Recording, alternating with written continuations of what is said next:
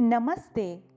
ಪದ್ಮವೇಣಿ ಕನ್ನಡವಾಣಿಯಿಂದ ಎಲ್ಲರಿಗೂ ಬೆಳಗಿನ ಶುಭೋದಯ. ಆತ್ಮೀಯ ಕೇಳುಗರೆ, ಇಂದಿನ ನಮ್ಮ ಓದು ನಾಡು ಕಂಡ ವಿಸ್ಮಯ, ಅಪರೂಪದ ಅನನ್ಯ ಪ್ರತಿಭೆ ಪೂರ್ಣಚಂದ್ರ ತೇಜಸ್ವಿಯವರ ಸುತ್ತ ಒಂದು ಗೌರವಪೂರ್ವಕವಾದ ಪ್ರದಕ್ಷಿಣೆ. ಪೂರ್ಣಚಂದ್ರ ತೇಜಸ್ವಿ ನೆನೆದಾಗ ಅವರ ವ್ಯಕ್ತಿತ್ವ, ಅವರ ಹೆಸರಿಗೆ ಇನ್ನಷ್ಟು